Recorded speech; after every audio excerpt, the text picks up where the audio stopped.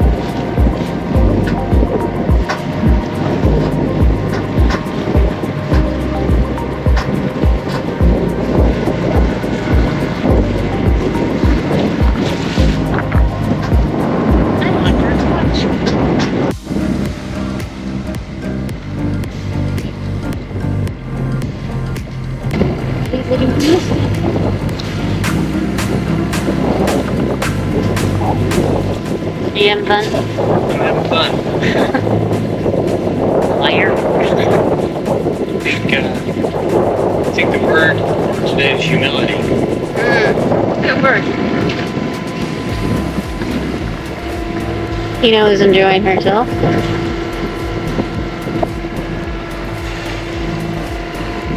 It's just a slow day of sailing.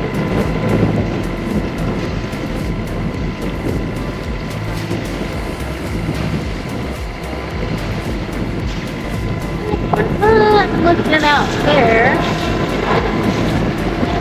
we're looking straight at that. Non-stop. Tell everyone what you did. I'm making chicken How are you making chicken? in a crock pot. Where's the crock pot? In the cockpit. You could call it a Cockpit crock pot? Cockpit crock pot? Sure. Why is the cockpit? Why is the crock pot on the cockpit? Because there's lightning around. And we gotta cook chicken, so we have a little break in the storm. And it generates a lot of heat in here when we run the crock pot. So I ran an extension cord outside, and we're going to cook the chicken in the cockpit, in the crock pot, in the hole at the bottom of the sea. I'll show them the crock pot. I'll show you the crock pot. Ready?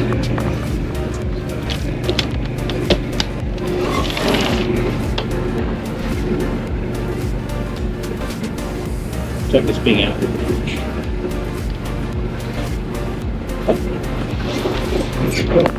25 minutes, all right.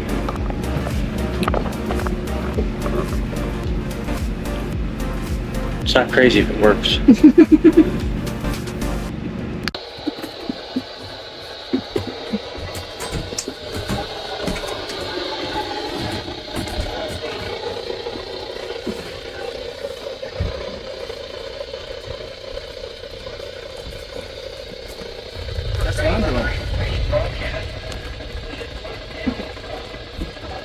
This is what happens when your dog pees on your deck. Thank God it has rain channels.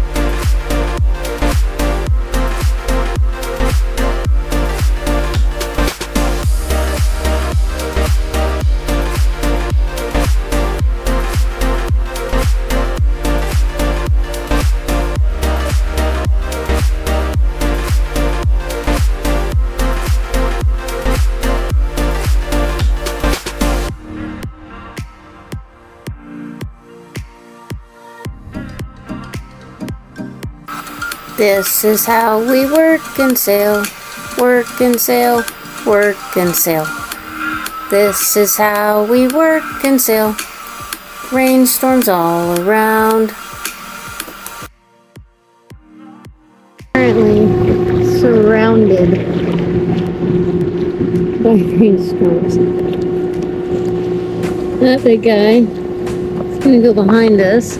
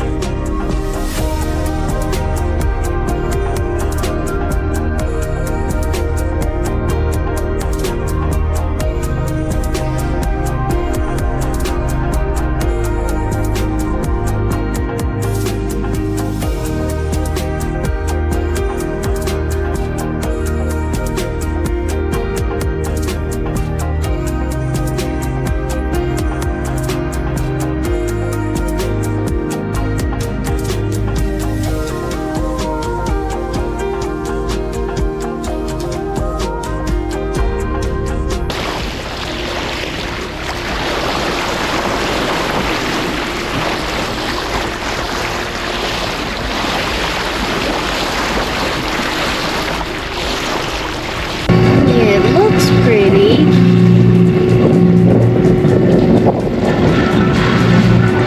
But it's not.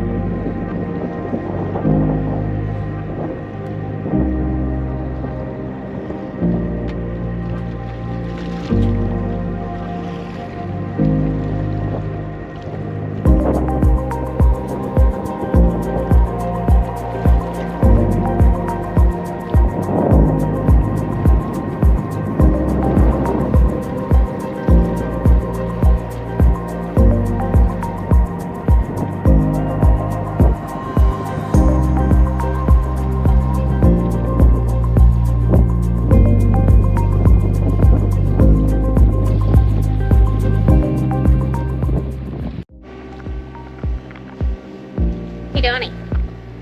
Yes, ma'am. Where are we headed? Headed to 3 Mile line. No. Ask her that. We're headed to the dock. Yay! Yeah. Tampa! Yep, going to the Safe Harbor Regatta Point. It's down a narrow channel, kind of shallow, but they assured me I have a 6-foot keel. I should make it through there. Some of the spots are 7 feet deep, so I'm gonna have about a foot there. We shall see. We had similar conditions coming in and out of Biscayne Bay and Miami. So I'm pretty confident we're going to be able to get in there. We are going to go in at high tide. So add, 3 to all the numbers and we should be good. So we're going to get in there. Should be docked and in the slip by 1. Oh, yeah. So we're going for it. Yay! Slip!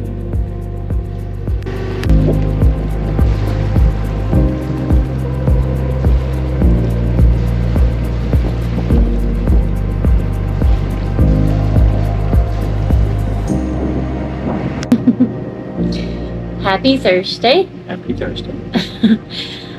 We made it. We made it to Tampa. Or Tampa-ish, maybe. Close enough. Turns out we don't fit in Tampa. Our keel is too long, we can't get through the channel, and we can't get back into any of the marinas. So we picked a slip at Safe Harbor in Bradenton. The regatta point. Bradenton. Safe Harbor Regatta Point in Bradenton, Florida. There, I got it. It's just on the edge of Tampa Bay. So technically we still made it to Tampa Bay. So I'm calling that a success. Took us 6 days to get here. Yep. 6 days on the water. We had one overnight where we learned a lot. Like shifts. One overnight, shifts. The other times we would anchor and we would stop for the night and sleep as best we could anyway. Yeah. And but yeah, one of the nights nowhere to anchor because we were in the middle of a gap and we just pushed through, and so we took shifts and we learned some things. We'd do it differently, I think. A little bit. We did lose a sail on day 1. Yeah. We hit a squall and didn't prepare far enough ahead to take it down. Though when we did try to take it down, we just had error after error. Yeah. With the sail, not necessarily on our part. One of the sheets snapped, and then the entire sheet came completely unfurled. So yeah, the furling line snapped, so we couldn't roll it back up. So we've got a low wind sail out in what was increasingly higher winds as we went, and we had to flip 180, turn tail, and use some of the downwash of the squall to push us away from the squall. And then once we got where the winds were below 10 knots, we did the only thing we could do at that point because we couldn't furl it back up. The rope had snapped. I couldn't rerun it that quickly. So we started dropping the halyard for it. And so it just means we dropped the sail from the top of the mast down, completely down. Yeah. Sorry. So Kat jumped on the helm and she was trying to keep it 30 degrees off wind as much as possible. We were going downwind, so she was trying to keep it that way the Genoa didn't flip from one side to the other. It's an accidental jibe of sorts. Trying to keep it full, keep it from pulling on the mast so hard. So I jumped up on deck, and as soon as it went a little slack and less powered, I grabbed a whole section of it and tried to pull it down to the deck, and then Kat would jump out from the helm and let the halyard down just a little bit more, and we just slowly pulled it down and dropped it onto deck. It was exhausting. We were very lucky to have a consistent wind instead of the gusts that you normally get in the squall. So it was tough. A bit scary. And that was day 1. That was day 1. That was just after we left Key West. We were maybe 4 hours into it. So. Right. But honestly, every day after that was smooth sailing. It was. It really was smooth sailing. Pun intended.